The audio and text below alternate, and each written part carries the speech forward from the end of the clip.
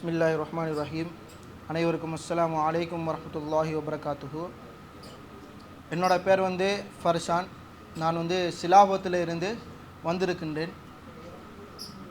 எனக்கு என்ன யோசனைன்னு சொன்னால், இந்த பேச்சாளர் என்கிறது சாதாரணமான ஒரு விஷயம் இல்லை. உதாரணமாக ஒரு பேச்சாளருடைய அந்த தகமைகள் வளர்த்து கொள்வதுக்காக வேண்டி ஒரு கிளாஸ் வச்சாங்கன்னு சொன்னால் கிட்டத்தட்ட 3 மாத காலத்துக்கு மேலால் அந்த கிளாஸுக்கு போனால் மட்டும்தான் ஒரு செறிவர ஒரு பேச்சாளராக மாறுறதுக்குரிய ஒரு தகமையே நம்மக்கிட்ட அப்போ தான் வரும். அப்படி இருந்தும் கூட 3 மாதத்தில் செய்ய வேண்டிய அந்த விஷயங்கள் எல்லாத்தையும் 2 நாளில் 2 நாளில் ரத்தின சுருக்கமாக எங்களுக்கு தந்தாங்க.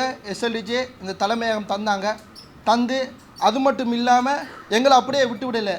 நீங்கள் 2 நாள் பயிற்சி செஞ்சால் அதுக்குரிய நீச்சல் குளத்துக்கு நம்ம போகணும் என்று சொல்லி என்ன செஞ்சாங்க, தெருமுனை பிரச்சாரத்துக்கு கூட்டிகிட்டு போனாங்க. போய் அங்கே எங்களை பேச வச்சு எங்களுக்கு இருக்கக்கூடிய அந்த ஒரு பயம், இது எந்த இடத்துக்கு போனாலும் உதாரணமாக ஒரு சின்ன வயசுலேருந்து நான் ஒரு மேடையில் ஏறதுன்னா மேடையை பார்த்தாலே எனக்கு ஒரு பயம், ஒரு பதட்டம், ஒரு தடுக்கம் எல்லாமே இருக்கும். ஆனால் இங்கே 2 நாள் தான் எல்லாமே க்ளோஸ் ஆகிட்டுது. அந்த க்ளோஸ் ஆகி என்ன இப்போ எந்த மேடைக்கு ஜனாதிபதி கூப்பிட்டு சொல்கிற அளவுக்கு பேசுங்கன்னு சொன்னாலும் பேசுகிற அளவுக்கு நான் கட்ஸான ஒரு ஆளாக மாறிட்டேன்.